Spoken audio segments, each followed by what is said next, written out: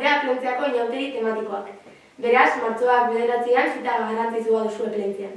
Eta aurtengo egitarauaren berri gehiago jakiteko, bertan ditugu Alaitz Korral eta Jon Nieto, sortu berri den gazte konpartzaren kide, eta bestaletik jai batzordeko kide den Idoia Bilbao. Eskerrik asko etortzeagatik. Eta, hasteko, konta eguzu zein da aurtengo gaia edo tematika? Bai, aurtengo gaia erabaki genuen bilera irekin bidez, eta hainbat gai genituen, eta azkenean aukeratu genuen janzkera historiko. Eta uste dugu oso gai polita dela, eta aukera asko ditugula hori mozorrotzeko. Eta, seguru, Plentzia eta Gorrizko kuadrien sormenarekin oso jantzi mozorro politak eta divertigarriak ikusiko ditugula ez martxoak 9. Eta martxoak 9.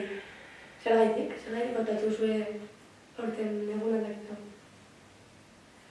Iruditzen zitzaigulako eguna proposa zela, eta beste aldetik izango litzatekeela 3. aldiz elkarrekin egiten ditugula inauteriak, bai gazteria eta beste herriko jende guztia elkarrek egoteko egun guztian. Bakoitzak bere egitaraua izango du alde batetik gazteria, beste aldetik umeak eta nahi duen guztia, ez da? Baina denok elkarrekin egiteko eta eguna proposa. Garrantzia, ez dakit, azkenean Plentziko inauteriak oso garrantzitsuak direlako, ez aldentzeko inauteri ofizialetik asko, ez da? Horregatik. Bai, ez beratzeko bigarren maila batean inauteri. Orduan aurten ere, jai batzordeak eta konpartzak elkarrekin antolatu dituzue inauteriak, eta zer prestatu duzue 11. edizio honetarako? 11. edizio honetan, hasiko zen goizeko 11:30, umen tailerrekin, tailerrak eta dance, egongo da biak. Frontoian izango da, martzoa delako eta kalean ezin dugulako martzoan egin edo behintzat, euria egiten baldin badu, gordetean egoteko, ez da? Gero, ordu batak eta ordu batak erdien artean tostada lehiaketa egingo dugu. Nahi duen guztia parte hart dezake. Bai gazteria, bai umeak edo beste herriko edonor parte hart dezake. Gero ordu batetan bai aldatzetatik dago trikipotea, alde zarrean ibiliko dena. Eta gero 3:00 jai alaien dago bazkaria, aurten Andrakaseko jatetzeko bazkaria piko dugu, eta horren ostean bingo musikatua. Eta bingo musikatuaren ostean, 6:00 Eleizen Parantzatik hasita kale jira bat egingo dugu. Mementu honetan, denok elkarrekin topatzeko unea izango da, bakoitza gure egitaraua izan da, uste dugu mementu aproposa izango dela denok elkarrekin gauza bat egitea, eta kale jira izango litzateke. Orduan, Eleizen Parantzatik hasita, jeitziko gineatekoe alde zaharretik eta Madalen aldapatik eta herriberantza joango gineateke, eta herriberatik joango gineateke frontoiraino. Hori izango litzateke. Bai Plentziko komertziante eta hosteleri elkarteko jendeak sosketa bat egingo duela mozorratzen den jende guztiarentzako. Sosketa, hauxe da, datozena mozorratuta, zenbakitzu bat jarriko diogu eta sosketan sartuko da. Eta beraiei eskertu nahi genieken beraiek emandako sariak, ez dakigula oraindik zen izango diez, baina beraientzat behintzat eskerrik asko emango diegu eskerrak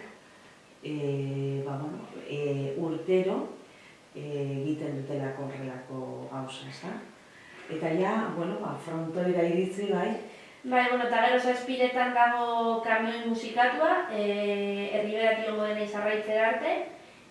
Bueno, izango dira herriko bi DJ musika pintzatzen, remolke baten gainean. Eta gongo da errepidea moztuta, gaueko 10 arte. Eta... Bai. Zuen ostean, guk frontoira iristen garenean, sosketa hori egingo dugu, eta oian behar egongo da gurekin. 8:30 zokolatea, eta 9:00 nahi duen guztientzako, susko zezena. Zik animatzen bazarete, korrikalditza bat egitera. Bueno, eta maitzeko gero 12:00 egongo da DJ txanketa gaztetzen, eta gero ja,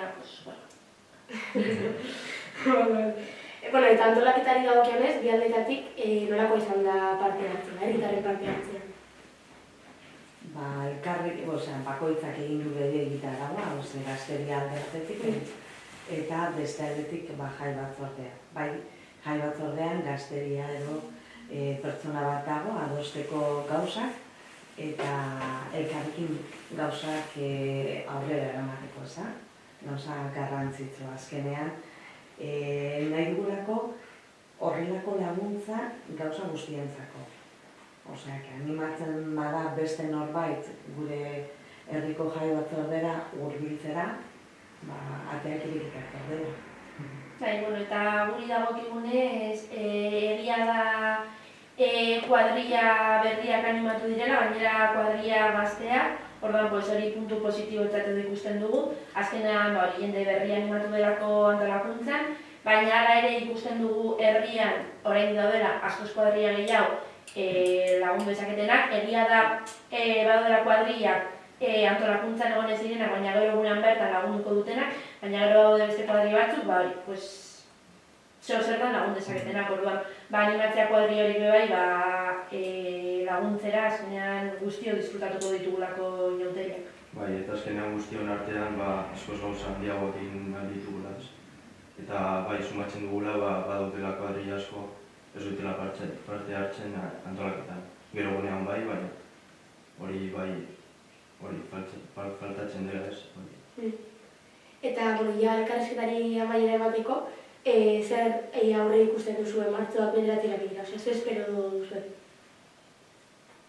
Ni espero dut kuadrillak antolatu diren ekimenetan parte hartzea, eta denon artean giro ona sortzea, eta egun ona pasatzea denon artean, eta beti bezala. Nik uste egun polita izango dela, azkenean beti dago oso giro ona herriko inauterietan, eta geroz eta indar gehiago hartzen ari dira, eta geroz eta kuadrilla gazteago bai animatzen ari dira, orduan nik uste dut egun polita izango dela.